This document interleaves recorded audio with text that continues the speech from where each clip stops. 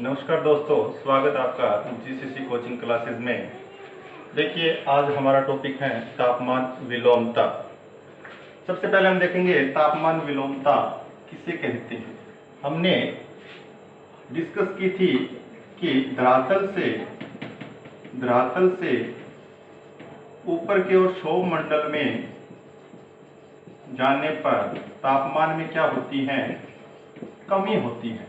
लेकिन कई बार क्या होता है, किसी स्थान या किसी समय में धरातल से ऊपर जाने पर तापमान में कमी नहीं बल्कि क्या होती है, वृद्धि होती है। तापमान में जब धरातल से आप वायुमंडल क्षोभ मंडल के अंतर्गत ऊपर की ओर जाओगे तो तापमान में वृद्धि होगी। उसी को हम क्या बोलते हैं, तापमान विलोमता। और ये वृद्धि क्यों होती है, इसके पीछे कुछ रीजंस होते हैं। जब किसी स्थान पर किसी समय में कुछ पर्टिकुलर चीजें होगी, उसी समय उसी स्थान पर क्या होगा, तापमान का प्रतिलोमन होगा, या हम कह सकते हैं इन्वर्जेंस ऑफ टेम्परेचर होगा। देखिए वो रीजन कौन कौन से हैं। नंबर 1, पहला रीजन ये है कि आकाश क्या होना चाहिए, स्वच्छ होना चाहिए। आकाश स्वच्छ होगा, या हम ये कह सकते हैं अगर आकाश स्वच्छ नहीं है, मेघ है, तो वो क्या होने चाहिए, उच्च स्तरीय मेघ होने चाहिए। नहीं तो आकाश क्या होना चाहिए, स्वच्छ।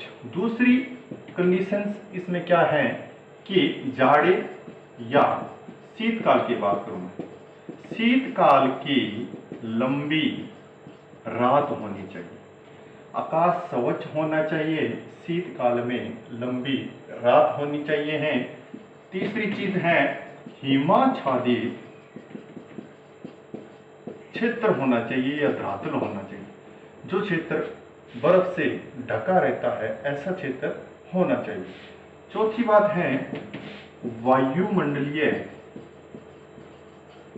दशाएं जो हैं वो क्या होनी चाहिए, स्थिर होनी चाहिए।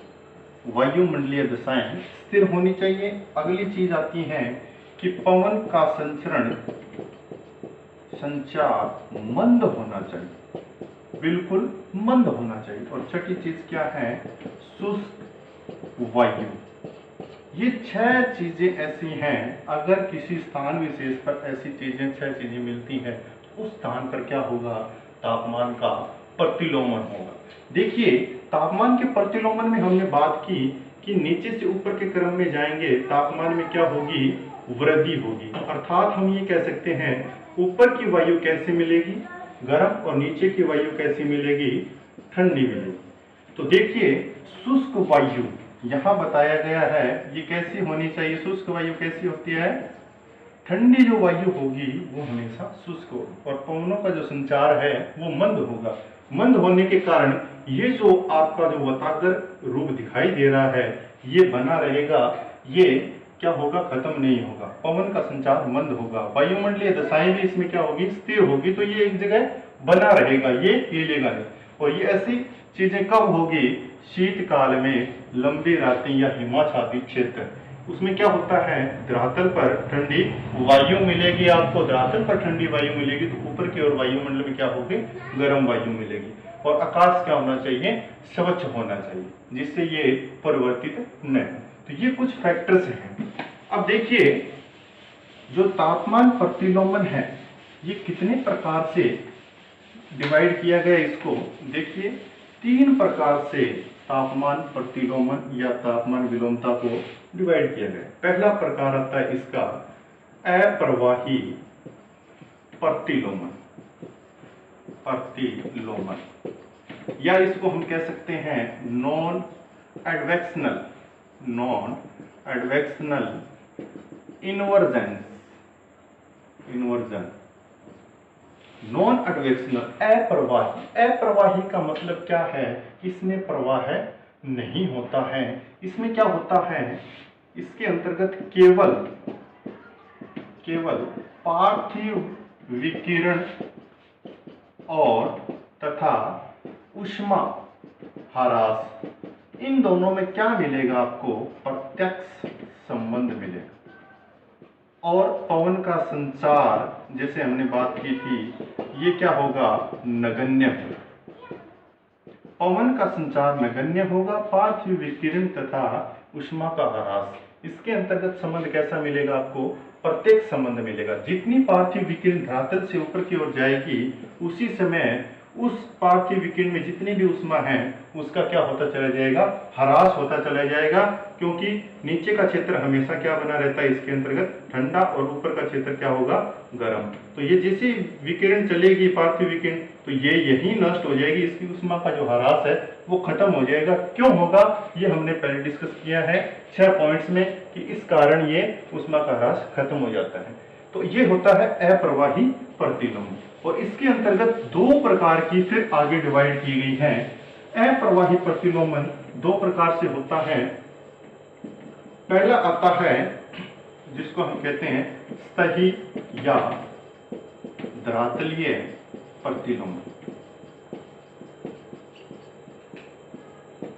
ये क्या होता है? ये सतह के बिल्कुल नजदीक होता है धरातल के नीचे, बिल्कुल पास में होता है धरातल के। और ऐसा जो प्रतिलोमन है वो मध्य व उच्च अक्षांश वाले जो क्षेत्र होते हैं वहां दिखाई देता है सतही धरातलीय प्रतिलोम, या इसको हम कह सकते हैं सरफेस इन्वर्जेंस। देखिए, जो एक होता है इसके अंतर्गत, दूसरा आता है उच्च तलीय प्रतिलोमन। ये भी इसी का पार्ट है अप्रवाही प्रतिलोमन का। इसे कहते हैं अपर एयर इन्वर्जेंस। इसमें क्या होता है? उच्च तलीय का मतलब ये हो गया सतह बिल्कुल धरातल के नजदीक, ये हो गया उच्च तलीय मतलब धरातल से काफी ऊंचाई पर। तो कहां मिलेगा? ऐसा जो प्रतिलोमन है वो मिलता है ओजोन के क्षेत्रों में। वहां पर हमने बात की थी कि तापमान में क्या हो जाती है? वृद्धि हो जाती है। तापमान में वृद्धि हो जाएगी तो क्या होगा? तापमान विलोमता। और कहा? ओजोन के क्षेत्रों में। ओजोन के क्षेत्रों में जब भी प्रतिलोमन मिलता है उसको हम क्या बोलते हैं? उच्च तलीय प्रतिलोमन। ये किसके पास थे? ये अप्रवाही प्रतिलोमन के, सतही और उच्च तलीय। और एक याद रखना, जो सतही या धरातलीय प्रतिलोमन होता है वो क्या होता है? अल्पकालिक होता है। और जो उच्च स्तरीय होता है वो क्या होता है? दीर्घकालिक। ये अधिक समय तक बना रहेगा, ये कुछ समय तक, क्योंकि इसमें क्या होता है? धरातल के नजदीक जो प्रतिलोमन होता है ये कुछ समय के लिए होता है, कुछ समय के बाद में ऐसी मौसमिक परिवर्तन होते रहते हैं जिसके कारण ये प्रतिलोमन क्या हो जाता है? हट जाता है। और ये दीर्घकालिक है। यहाँ पर धरातलीय स्वरूप के जो भी मौसमी परिवर्तन है यहाँ स्पष्ट नहीं होते हैं, इसलिए ये कुछ अधिक समय तक बना रहता है। ये है धरातलीय प्रतिलोमन। अब एक चीज और आती है, हमने बात की मध्यम और उच्च अक्षांशों में ऐसा प्रतिलोमन दिखाई देता है। क्या निम्न अक्षांशों की बात करूं मैं भूमध्य रेखीय क्षेत्रों में, तो क्या भूमध्य रेखीय क्षेत्रों में ऐसा प्रतिलोमन मिलेगा? जी बिल्कुल। भूमध्य रेखीय जो क्षेत्र होते हैं उन क्षेत्रों में प्रतिलोमन दिखाई देता है, लेकिन कब? शीतकाल में दिखाई देता है। शीतकाल में जब लंबी रात होती हैं उस समय ऐसा प्रतिलोमन भूमध्य रेखीय क्षेत्रों में दिखाई देता है। दूसरी बात करेंगे, ये तो हो गया पहला प्रकार इसका, तापमान प्रतिलोमन। दूसरी बात करेंगे, दूसरा आता है प्रवाही प्रतिलोमन, जिसको अभिवहनीय या संपर्कीय प्रतिलोमन भी कहते हैं, और इसको एडवेक्शनल इन्वर्जेंस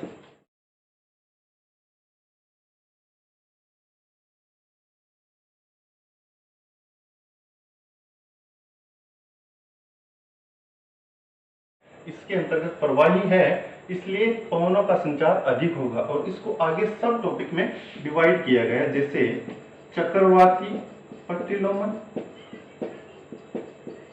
साइक्लोनिक इन्वर्जेंस। दूसरा बताया गया इसके अंतर्गत क्षैतिज हॉरिजॉन्टल प्रतिलोमन। तीसरा बताया गया इसके अंतर्गत घाटी प्रतिलोमन, वैली इन्वर्जेंस। ये तीनों चीज किसकी हैं? प्रवाही प्रतिलोमन के सब टॉपिक्स है। अब सबसे पहले हम इस चक्रवाती को समझेंगे कि चक्रवाती प्रतिलोमन क्या होता है। तो आप एक चीज याद है आपको कि चक्रवातों की बात करेंगे तो दो प्रकार के चक्रवात होते हैं, एक उष्ण कटिबंधीय चक्रवात और एक होता है शीतोष्ण कटिबंधीय चक्रवात। तो शीतोष्ण कटिबंधीय चक्रवात हो और उष्ण कटिबंधीय चक्रवात। शीतोष्ण कटिबंधीय चक्रवात होता है वो मुख्यतः वतागर के द्वारा, कौन सा? शीत वतागर के द्वारा चलता है। और आपको पता है वतागर चक्रवातों का क्या होता है? पालना होता है। वतागर के बगैर चक्रवात चल नहीं सकते। तो शीतोष्ण कटिबंधीय चक्रवात, इसकी उत्पत्ति किससे होगी? शीत वतागर से होगी। और शीत वतागर में क्या होगा? देखिए, शीत वतागर के अंतर्गत ये गर्म वायु है और यहां ठंडी वायु है। ये ठंडी वायु इस गर्म वायु की ओर अग्रसर होगी। तो अग्रसर होने के कारण क्या होगा? ये ठंडी वायु इस गर्म वायु को क्या कर देगी? ऊपर धकेल देगी, क्योंकि ये हल्की होती है गर्म वायु। ये गर्म वायु हल्की होगी तो ऊपर चली जाएगी, ये ठंडी वायु होगी तो ये क्या हो जाएगी? भारी होती है और ये नीचे की ओर बैठती है। इसे कहते हैं हम शीत वतागर। अगर यहां से गर्म वायु ट्रांसफर करूंगा तो वो हो जाएगा उष्ण वतागर। यहां से मैं ठंडी वायु ट्रांसफर कर रहा हूं, इसलिए ये कौन सा है? शीत वतागर। तो यहाँ नीचे ठंडे और ऊपर गर्म, तो धरातल से ऊपर की ओर जाएंगे हम तो तापमान क्या होता चला जाएगा? बढ़ता चला जाएगा। इसी को हम क्या बोलते हैं? तापमान प्रतिलोमन। और इसी को, इस प्रतिलोमन, ये जो शीत वतागर के कारण प्रतिलोमन हो रहा है, इसी को हम क्या बोलते हैं? चक्रवातीय प्रतिलोमन। अब हम देखेंगे दूसरा, क्षैतिज प्रतिलोमन। ये प्रतिलोमन क्या होता है? ये ऐसी ही चीज है, वतागर के अकॉर्डिंग है कि गर्म वायु जब ठंडी वायु की ओर अग्रसर होती है या ठंडी वायु गर्म वायु की ओर अग्रसर होती है तो किस प्रकार का प्रतिलोमन बनता है और महाद्वीपों पर कहां कहां कैसे कैसे प्रतिलोमन बनता है, ये देखेंगे। अब देखिए, ये गर्म वायु है और ये ठंडी वायु की ओर अग्रसर होगी तो एक प्रतिलोमन बनेगा। तो ऐसा प्रतिलोमन महाद्वीपों पर कब बनता है? शीत ऋतु में। और महासागरों में कैसे बनेगा? ग्रीष्म ऋतु में। इस प्रकार का जो, मान लो यहां पर ठंडी वायु है, इस ठंडी वायु की अग्रसर हो रही है कौन सी? गर्म वायु। तो पहले से ठंडी वायु थी, कहां पर थी? महाद्वीपों पर थी। तो महाद्वीपों पर ठंडी वायु कब मिलेगी आपको? शीत ऋतु में मिलेगी। तो इस ठंडी वायु की ओर कौन सी वायु आ रही है? गर्म वायु आ रही है। तो ये ऐसा प्रतिलोमन महाद्वीपों में शीत ऋतु के अंतर्गत और महासागरों में ग्रीष्म ऋतु में मिलेगा। अगर मैं बात करूं इसका जस्ट उल्टा, यहां ठंडी वायु अग्रसर होगी, किस वायु की ओर होगी? गर्म वायु की ओर होगी। गर्म वायु की ओर, ठंडी वायु जब गर्म वायु की ओर अग्रसर होगी तो इस प्रकार का प्रतिलोमन महाद्वीपों में ग्रीष्म ऋतु में और महासागरों पर शीत ऋतु में पाया जाता है। इसी को हम क्या बोल रहे हैं? क्षैतिज।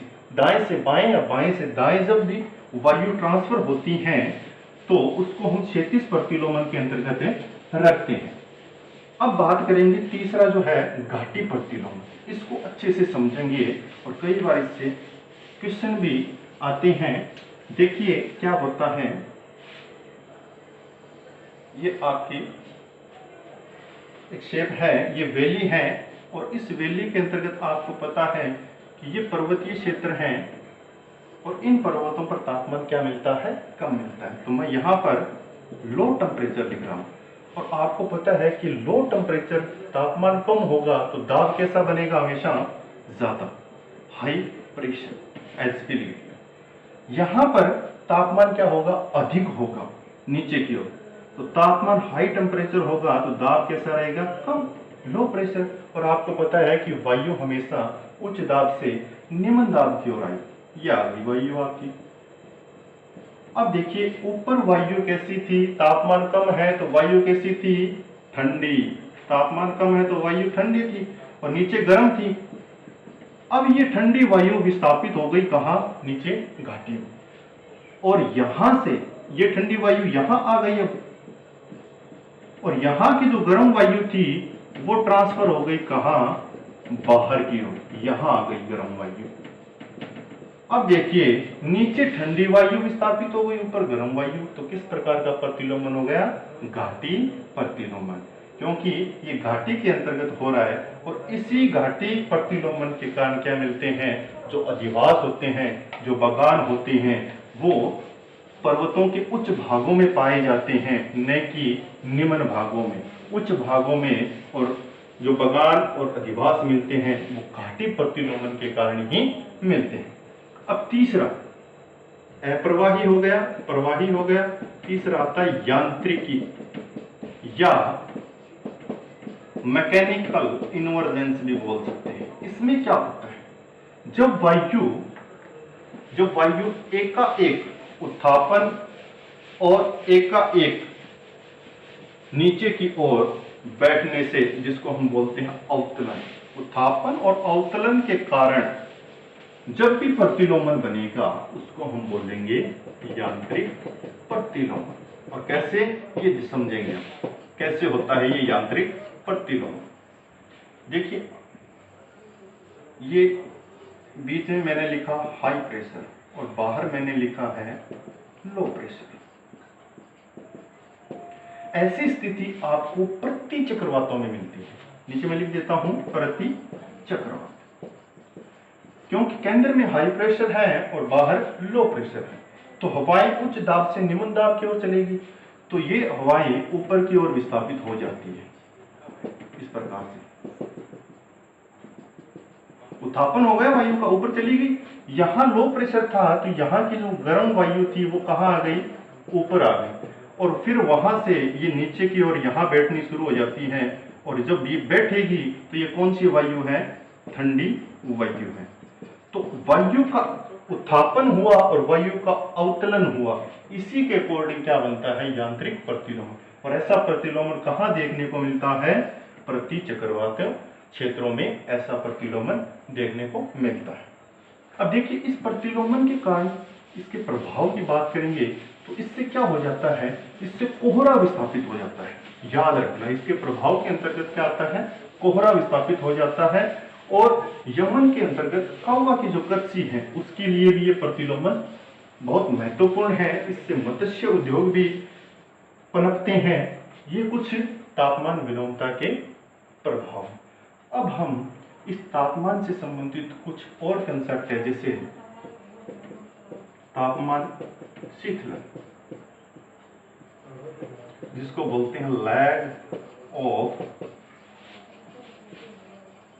टेम्परेचर। लैग ऑफ टेम्परेचर क्या होता है, देखो हमें पता है कि सूर्य का अधिकतम तापमान, सूर्य का अधिकतम तापमान कितने बजे, 12 बजे, और न्यूनतम तापमान 2 AM सुबह की। ये सूर्य का अधिकतम और न्यूनतम है, लेकिन दिन का अधिकतम और न्यूनतम तापमान अलग होता है। सूर्य के अधिकतम और न्यूनतम और दिन के अधिकतम और न्यूनतम तापमान के बीच में जो सामंजस्य नहीं हो पाता है उसी को हम क्या बोलते हैं, लैग ऑफ टेम्परेचर। अब देखेंगे दिन का अधिकतम तापमान कब मिलता है, ये देखेंगे। अधिकतम तापमान, दिन का अधिकतम तापमान 2 से 4 बजे के बीच में मिलता है, लेकिन सूर्य के अकॉर्डिंग कितना मिलना चाहिए था, 12 बजे। और न्यूनतम तापमान जो मिलता है वो तापमान कितने बजे मिलता है, 4 से 5 AM सुबह के टाइम, लेकिन यहां दिखा रखा है 2 AM। तो ये जो सामंजस्य स्थापित नहीं हो पाता है इसी को हम बोलते हैं लैग ऑफ टेम्परेचर या तापमान का शीतलन। एक कंसेप्ट और आती है इसी प्रकार से, तापमान विसंगति, सुना होगा आपने, तापमान विसंगति, temperature of abnormally, temperature of abnormally, तापमान विसंगति, ये क्या होती है। देखिए एक उदाहरण देता हूं मैं आपको।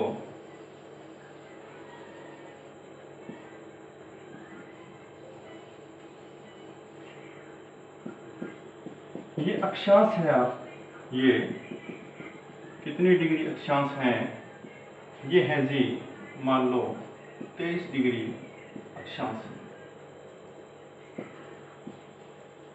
इस अक्षांश का औसत तापमान आपको दिखाता है 25 डिग्री सेल्सियस। इस अक्षांश पर जितने भी क्षेत्र होंगे उसका तापमान कितना होगा, 25 डिग्री सेल्सियस। लेकिन कई बार पर्वतीय क्षेत्र आ जाती है, जैसे दार्जिलिंग की बात करूं तो वहां पर 25 डिग्री टेम्परेचर नहीं मिलता है, बल्कि यहाँ पर टेम्परेचर मिलेगा मान लो 15 डिग्री, क्योंकि वो पर्वतीय क्षेत्र है। धरातल से ऊपर की ओर जाओगे तापमान में कमी होगी।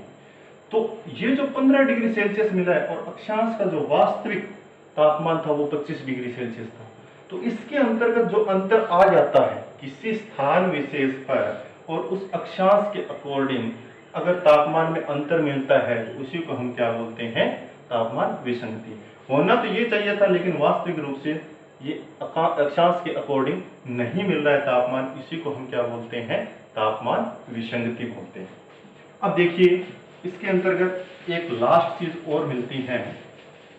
हमने तापमान का क्षैतिज वितरण देखा था अक्षांशों के अकॉर्डिंग, और उन अक्षांशों के अकॉर्डिंग देखें तो कुछ रेखाएं मिलती हैं जो तापमान के क्षैतिज वितरण को प्रदर्शित करती है। तापमान के क्षैतिज वितरण को प्रदर्शित करने वाली जो रेखाएं हैं उसको हम क्या बोलते हैं, समताप रेखाएं, आइसोथर्म्स। क्या होती हैं, समान तापमान वाले स्थानों को मिलाने वाली जो रेखाएं होती हैं उनको हम क्या बोलते हैं, समताप रेखाएं। जैसे हम बात करेंगे ए, ये बी स्टेशन है, ये सी है, ये डी है, ये ई है और ये एफ। ये कुछ अलग अलग शहर हैं ए बी सी डी। मान लो इस शहर का तापमान 10 डिग्री सेल्सियस, इस शहर का तापमान 15 डिग्री सेल्सियस, यहाँ 10 डिग्री सेल्सियस, यहाँ भी 10 डिग्री सेल्सियस और यहाँ 15 डिग्री सेल्सियस, यहाँ 20 डिग्री सेल्सियस। इस प्रकार से अलग अलग तापमान है। तो हम एक रेखा खींचेंगे, यहाँ ए पर 10 डिग्री सेल्सियस है, डी पर भी 10 डिग्री सेल्सियस है और सी पर भी 10 डिग्री सेल्सियस है। तो ये जो रेखा है ये क्या कर रही है, ये समान तापमान वाले स्थानों को मिला रही है। इसी को हम क्या बोल रहे हैं, समताप रेखाएं। और ये जो समताप रेखाएं हैं ये समुद्र तल के अंतर को घटाकर प्रदर्शित की जाती हैं। समुद्र तल के अंतर को घटाकर प्रदर्शित की जाती है। कैसे, मान लो यहां पर जनसंख्या निवास कर रही है सारे के सारे, और ये था समुद्र तल। अब समताप रेखा समुद्र तल के अनुरूप अपना तापमान प्रदर्शित करेगी। ये बताएगी कि यहाँ का तापमान कितना है, 20 डिग्री सेल्सियस। लेकिन जनसंख्या तो यहाँ जितना भी वर्क चल रहा है वो यहाँ, जितने भी अधिवास बन रहे हैं वो यहाँ, सब कुछ कार्य यहाँ हो रहा है। लेकिन ये जो आइसोथर्म्स हैं, समताप रेखा है, वो किसके अनुरूप, समुद्र तल के अनुरूप। तो यहाँ 20 डिग्री सेल्सियस है। इसी के अकॉर्डिंग कोई किसान अगर यहाँ पर कृषि करता है 20 डिग्री सेल्सियस के अकॉर्डिंग, तो यहाँ पर कृषि क्या होती है, बेहतर नहीं होगी। क्यों नहीं होगी, कि ये जो तापमान था ये समुद्र तल के अकॉर्डिंग था, यहाँ तापमान कुछ और मिलेगा, 15 डिग्री सेल्सियस मिलेगा, क्योंकि धरातल से थोड़ा क्या है, ऊपर है। तो बताया जाता है कि कृषि के लिए समताप रेखाएं अनुपयुक्त होती हैं, उपयुक्त नहीं होती हैं, ये याद रखना। और ये समताप रेखाएं पूरी पृथ्वी पर प्रभावित होती हैं। कैसे होती हैं, देखिए। स्थल और जल का जब भी मिलन होता है तो वहां पर एक कंट्रोवर्सी दिखाई देगी आपको। उसी के अकॉर्डिंग समताप रेखाएं भी क्या हो जाती हैं, विचलित हो जाती हैं। देखिए, समताप रेखाएं हमेशा याद रखना अक्षांश के अकॉर्डिंग पूर्व से पश्चिम की ओर खींची जाती है। याद रखना, इनकी साइड पूर्व से पश्चिम की ओर समताप रेखाएं खींची जाती है, क्योंकि सूर्य जो उदय होता है वो कहां से होता है, पूर्व से होता है, वहीं से तापमान स्टार्ट होता है और पश्चिम की ओर चला जाता है। तो याद रखना, पूर्व से पश्चिम की ओर समताप रेखाएं खींची जाती हैं। और क्या होता है, समताप रेखाएं दक्षिणी गोलार्ध में बताया जाता है सीधी पाई जाती है, दक्षिणी गोलार्ध में सीधी पाई जाती है, उत्तरी गोलार्ध में विचलित अधिक होती है। दक्षिणी गोलार्ध में जो सीधी पाई जाती है उसका रीजन ये है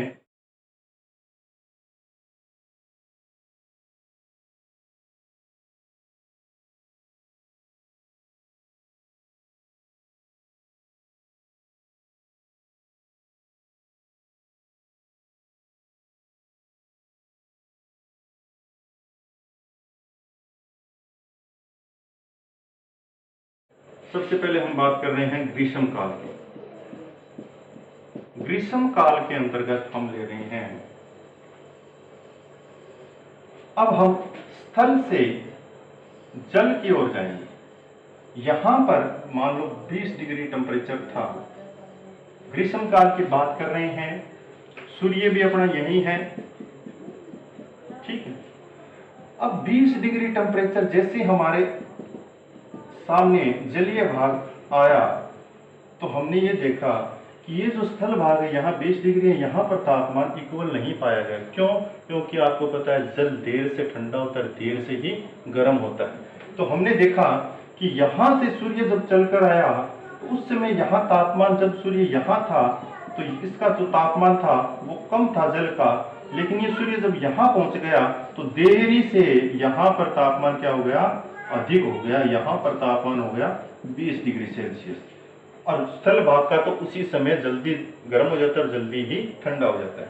जब ये समताप रेखा में यहाँ से स्थल भाग से खींचूंगा तो ये 20 डिग्री यहाँ ऐसे चला जाएगा।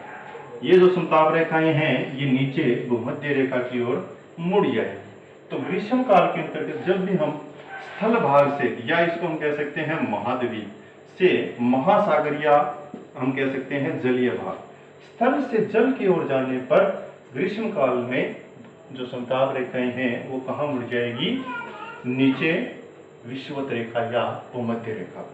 शीतकाल की बात करूंगा मैं, जस्ट इसका उल्टा हो जाएगा। शीतकाल की बात करेंगे, शीतकाल में जब भी स्थल से, देखिए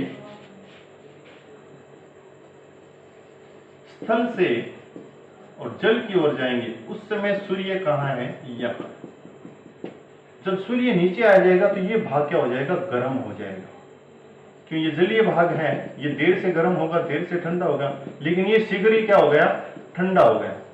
तो ये जो स्थल भाग है यहाँ जैसे ही आ गया, ये भाग तो गर्म मिला, तो ठंडा कहाँ मिलेगा, ऊपर की ओर मिलेगा। तो स्थल से जल की ओर जाने पर शीतकाल में जो समताप रेखाएं हैं वो कहाँ चली जाएगी, ध्रुवों की ओर चली जाएगी। दो चीजें याद रखनी है, दो नहीं बल्कि आप अगर एक ही कंसेप्ट याद रखो तो वो जस्ट इसका उल्टा है। अगर आपसे ये पूछें कि जल से स्थल की ओर जाने पर, ग्रीष्म काल में जल से स्थल की ओर जाने पर समताप रेखाएं, जल से स्थल की ओर जाने पर ध्रुव की ओर, और ग्रीष्म काल में स्थल से जल की ओर आने पर विषुवत रेखा की। ये दोनों चीजें आपको सिर्फ याद रखना है, एक कंसेप्ट, ये जस्ट इसका उल्टा है। और इसी को हम अगर बात करें जल से स्थल की ओर, जैसे ये उल्टा कर रहा है आप भी उल्टा कर दो, जल से स्थल की ओर जा रहा है तो जल से स्थल की ओर जा रहा है तो ये ध्रुव की ओर चला जाए। तो ये थी समताप रेखा। आशा करता हूं कि आपको वीडियो अच्छा लगा होगा, अच्छे से समझ में आया होगा। अगर कुछ कंसेप्ट आपकी क्लियर नहीं है तो आप कमेंट बॉक्स में मुझे बता सकते हैं, और इस चैनल को सब्सक्राइब करें, लाइक करें, शेयर करें। Thank you. जय हिंद।